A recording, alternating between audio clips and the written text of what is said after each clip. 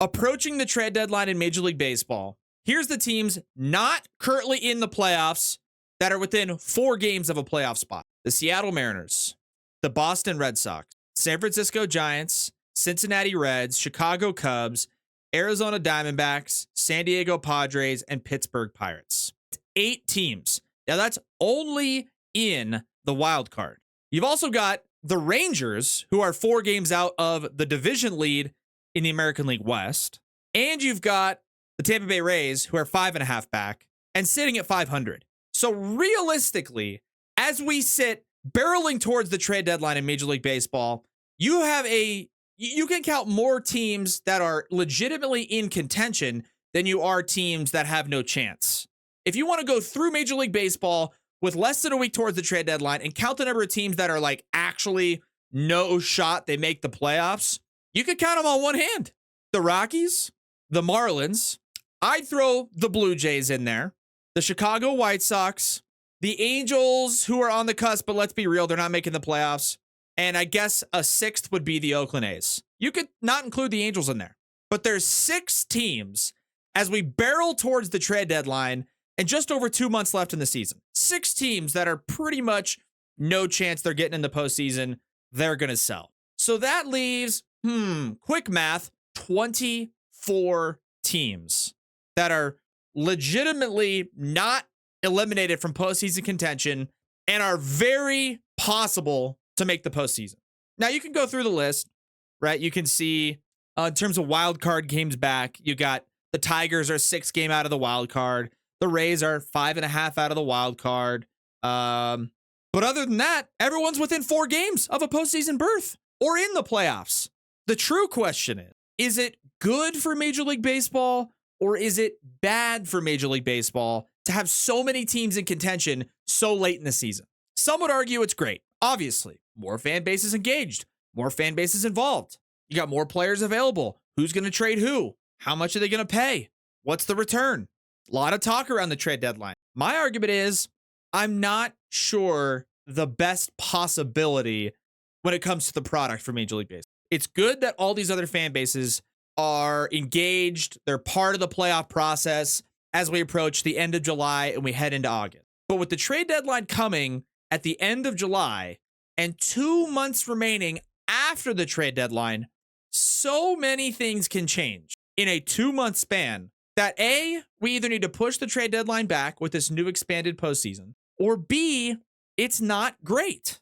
Because I think ultimately it's going to lead to 2, 3, 4 teams being true committed sellers at the deadline. And that means if there's 3 or 4 teams that are true sellers, all of those 3 or 4 teams are complete hot garbage. And if you're complete hot garbage, you probably don't have a ton of players that you would consider to be high value trade targets for contending teams.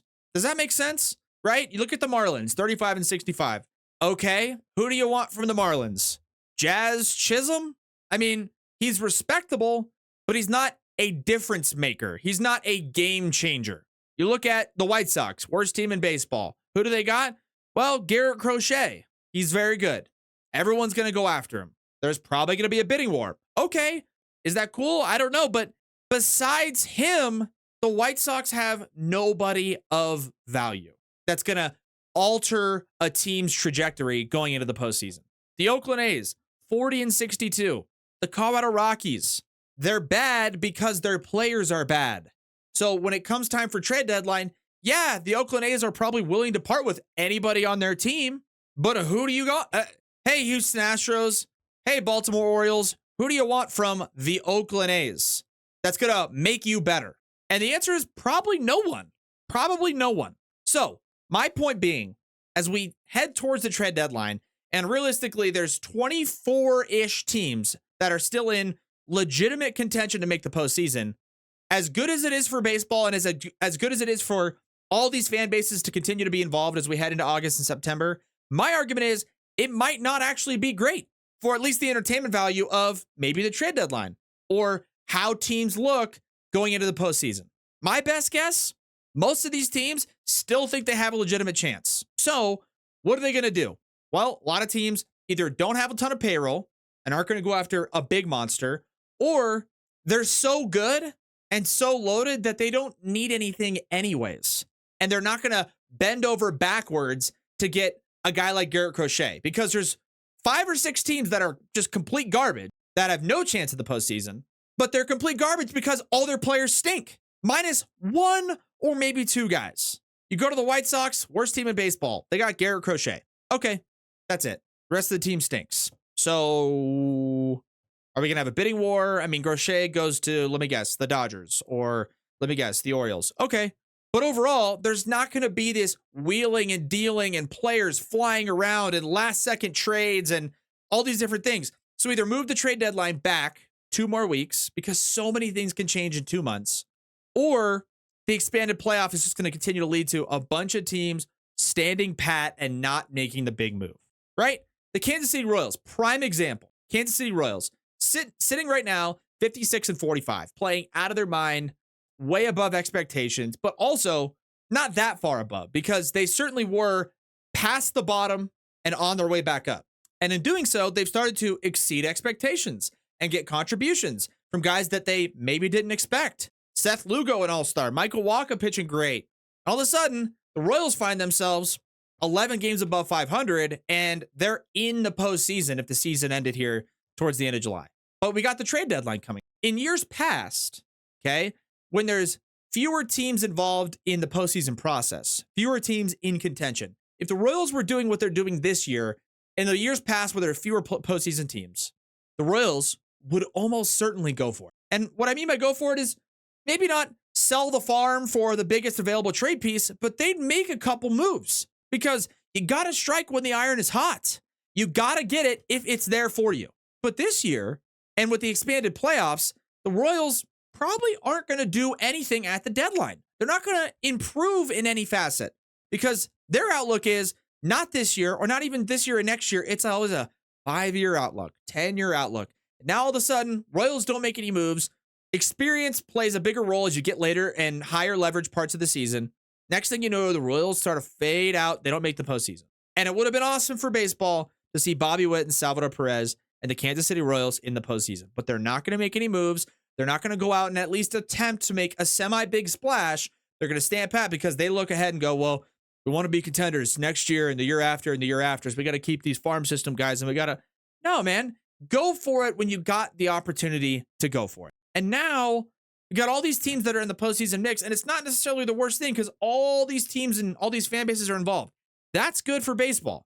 Expanded postseason means more teams are relevant. Okay, got it. Thumbs up.